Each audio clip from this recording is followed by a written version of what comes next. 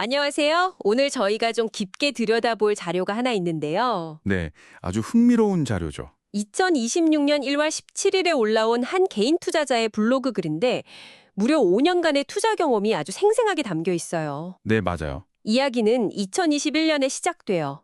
비슷한 시기에 거의 같은 가격으로 두 사람이 각기 다른 주식을 사거든요. 아, 출발선은 같았군요. 네. 한 명은 차세대 전투기 개발이라는 어찌 보면 좀 뜬구름 잡는 것 같았던 미래 가능성에 투자해서 한국항공우주 카이를 삽니다. 그리고 다른 한 명은 다른 한 명은 팬데믹 이후에 확실한 회복을 기대하면서 대한항공을 선택했죠. 아주 다른 선택이네요. 그렇죠. 그런데 5년이 지난 지금 이 두 선택이 정말 완전히 다른 결과를 가져왔습니다.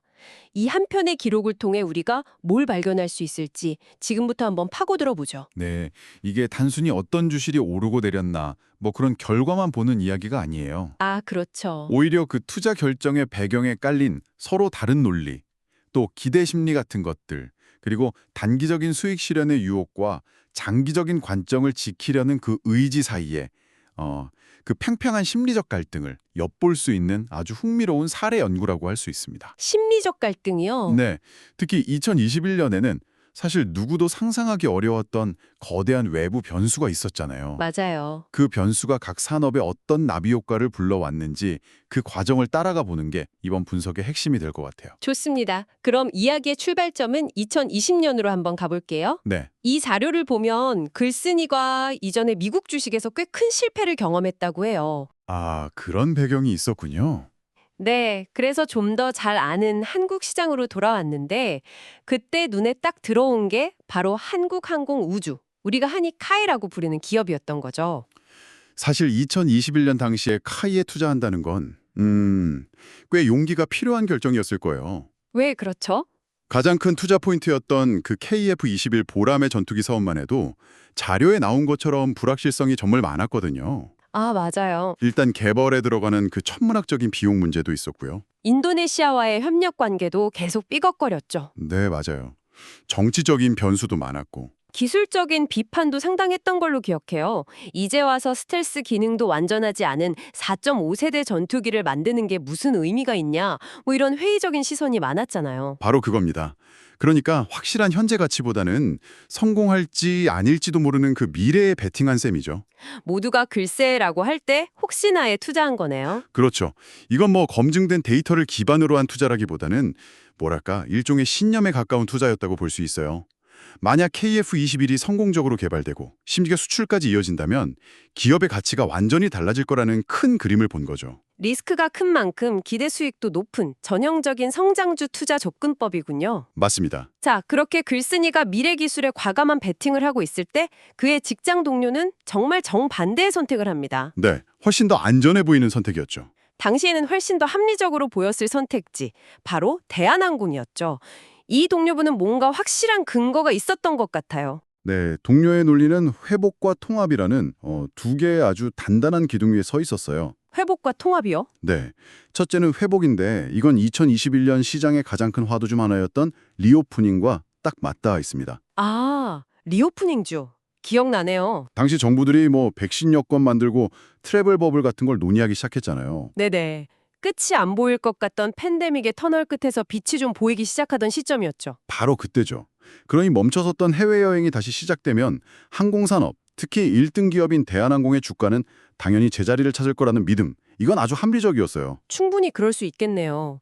그럼 통합이라는 두 번째 기둥은 뭔가요? 바로 아시아나항공 인수합병 이슈였어요. 아, 그 빅딜. 네, 만약 이 거대한 딜이 성공적으로 마무리된다면 대한항공은 국내 시장에서 거의 경쟁자가 없는 독점적인 주의를 갖게 되잖아요. 그쵸. 규모의 경제를 통해 비용을 절감하고 노선 효율화로 수익성을 극대화할 수 있을 거라는 장기적인 청사진이 있었던 거죠. 그러니까 카이처럼 새로운 걸 만들어내는 투자가 아니라 기존 산업이 정상화되고 더 강해지는 과정에 투자한 거군요. 맞습니다. 아주 안정적인 가치 투자에 가까운 접근이었어요. 들어보니 정말 설득력 있네요. 글쓴이가 매수한 카이 주가가 약 28,000원이었고 대한항공도 비슷한 수준이었다고 하니까 네, 출발선은 거의 같았다고 볼 수 있죠. 한 명은 아직 설계도에 가까운 새로운 전투기에 다른 한 명은 다시 활주로를 달릴 준비를 하는 여객기에 돈을 건 셈이네요. 정확해요. 그리고 흥미로운 점은 두 투자 모두 비행이라는 키워드를 공유하지만 하나는 지정학과 국방 예산에 다른 하나는 소비 심리와 육아의 운명이 갈리는 완전히 다른 경제적 우주에 속해 있었다는 점이죠. 자, 그렇게 두 사람의 배팅은 끝났습니다. 하지만 아시잖아요? 주식 투자는 매수 버튼을 누르는 순간부터 진짜 시작이라는 걸요. 그렇죠. 그날부터 마음고생 시작이죠. 네, 그날부터 글쓴이도 매일 주가랑 뉴스를 확인하면서 마음을 졸이기 시작했다고 해요. 이 부분이 이 글의 백미라고 생각하는데요. 바로 투자자의 심리를 너무나도 생생하게 묘사하고 있어요. 어떤 부분이죠? 보통 주가가 떨어질 때 공포를 느끼고 심리가 흔들린다고 생각하잖아요. 네, 보통은 그렇죠. 그런데 이 자료는 정반대의 상황을 보여줍니다. 글쓴이가 산 이 카이 주식이 1년도 안 돼서 20에서 30%나 올라버린 거예요. 바로 그 순간 새로운 종류의 불안감이 시작된 거죠. 저 그 마음 뭔지 알 것 같아요. 수익이 나고 있는데 왜 불안할까 싶지만 그게 정말 피말리는 감정이거든요. 그렇죠. 내 계좌에 찍힌 플러스 수익이 진짜 내 돈이 아니라 언제든 사라질 수 있는 사이버머니처럼 느껴지는 거예요. 이거 지금 팔아야 진짜 내 돈이 되는 거 아닐까 하는 생각이 머릿속을 떠나지 않는 거죠. 맞아요. 바로 이익 실현의 압박감이죠. 자료에도 이러다가 수익을 못 내면 어떡하나, 더 오를 수 있을까 하는 고민이 아주 생생하게 담겨 있어요. 원금 손실에 대한 공포와는 또 다른 종류의 공포네요. 네. 눈앞에 있는 그 달콤한 과실을 잃을지도 모른다는 두려움. 즉, 이익에 대한 손실 회피 심리가 작동하기 시작한 겁니다. 솔직히 저라도 그랬을 것 같아요. 1년도 안 돼서 30% 수익이면 주변에 자랑할 만한 훌륭한 성과잖아요. 그럼요. 내가 맞았다는 걸 증명하고 싶은 욕구도 강하게 들었을 거고요. 그래서 글쓴이는 결국 그 심리적 압박을 이기지 못하고 주식을 팔아버립니다. 네. 1년을 채우지 못하고 30%가 조금 넘는 수익률로 매도하죠. 그리고 그 순간의 기분을 짜릿했다고 표현해요. 짜릿했다. 여기서 중요한 건 그 시점만 딱 놓고 보면 이건 명백히 성공적인 투자라는 거예요. 그렇죠. 성공이죠. 자신의 분석이 맞았다는 걸 증명했고 시장을 이겼고 즉각적인 현금 보상을 얻었으니까요. 이 짜릿함은 결코 거짓된 감정이 아니었을 겁니다. 하지만 이 이야기가 여기서 끝났다면 우리가 이렇게 깊이 들여다볼 필요도 없었겠죠. 바로 그 지점입니다. 이 블로그 게시물은 우리에게 타임머신이라는 엄청난 선물을 줍니다.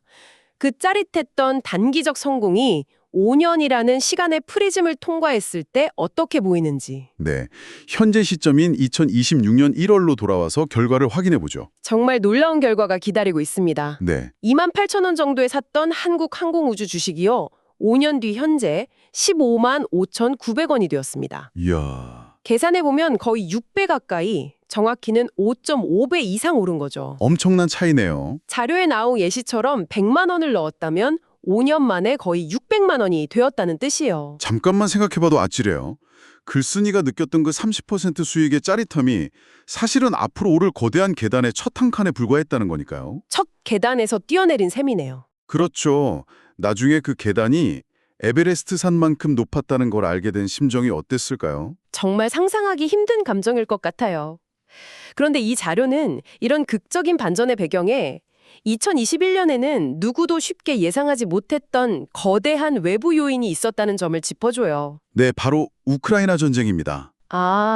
이 전쟁은 전 세계의 안보 지형을 완전히 바꿔놓았어요. 각국이 국방 예산을 급격히 늘리기 시작했고 그 과정에서 소위 K방산이 주목받기 시작한 거죠. 맞아요.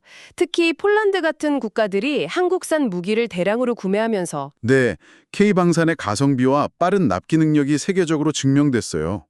이런 거대한 지정학적 변화의 흐름이 KF-21 사업의 불확실성을 단숨에 기대감으로 바꿔놓았고 그게 카이의 주가를 폭발시킨 핵심 동력이 되었다는 분석입니다. 2021년의 그 회의적인 분위기를 생각하면 정말 격세지감이네요. 그렇죠. 거시적인 사건 하나가 한 기업의 운명과 개인의 투자 결과를 이렇게까지 바꿔놓을 수 있다는 게 놀랍습니다.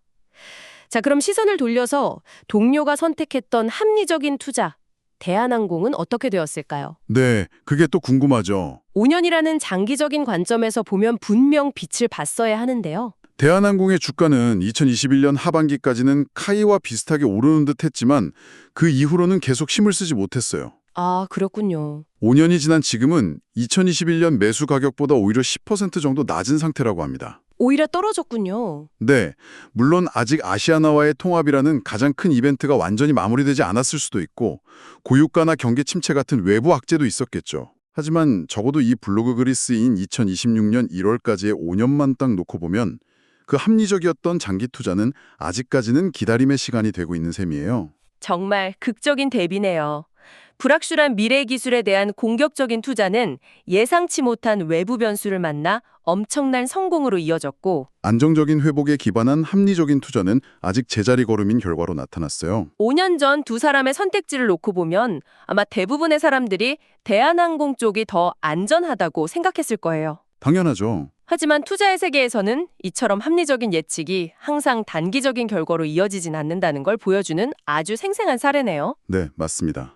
이렇게 5년의 시간을 넘나들며 한 개인의 투자 사례를 따라가 봤습니다. 돌이켜보면 단기적으로는 분명 짜릿한 성공이었던 선택이 장기적으로는 거대한 기회를 놓친 아쉬움으로 남았네요. 그리고 모두가 합리적이라고 생각했던 장기 투자는 아직까지 인내의 시간이 되고 있고요. 네. 이 이야기에서 정말 흥미로운 지점은 성공적인 단기 결정과 놓쳐버린 장기적 기회 사이의 그 묘한 긴장감이에요. 긴장감이요? 네, 글쓴이 역시 글의 마지막에서 아, 그때 팔지 말았어야 했는데 라는 단순한 후회를 하는 게 아니에요. 오히려 자신의 경험을 복기하면서, 즉 되돌아보면서 무엇을 배워야 할지 진지하게 고민하죠. 이건 투자 과정에 작용하는 나의 심리, 산업의 거대한 흐름, 그리고 누구도 예측할 수 없는 외부 변수들이 어떻게 서로 얽혀서 이런 결과를 만들어내는지를 이해하려는 아주 진솔한 시도라고 봐야 해요. 맞아요. 어쩌면 그 짜릿했던 성공의 기억이 오히려 다음 투자에서는 더 큰 성공을 가로막는 심리적 장벽이 될 수도 있겠다는 생각도 들고요. 그럴 수 있죠. 합리적인 예측이 틀린 게 아니라 그 예측이 현실화되기까지는 우리가 생각하는 것보다 훨씬 더 긴 시간과 인내가 필요할 수도 있다는 교훈도 얻게 되네요. 그리고 이 이야기는 지금 듣고 계신 여러분에게도 아주 중요한 질문 하나를 던지고 있어요. 어떤 질문일까요? 한번 생각해 보세요.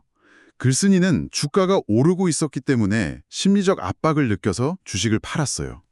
눈앞에 이익이 사라질까 봐 두려웠던 거죠. 네, 그랬죠.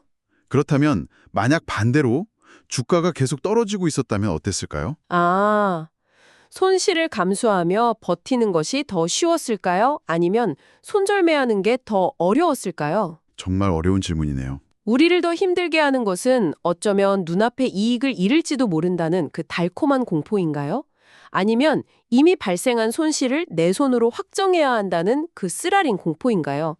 이 질문에 대한 답을 한번 스스로 찾아보는 것, 그것이 이 이야기의 진짜 교훈이 아닐까 싶습니다.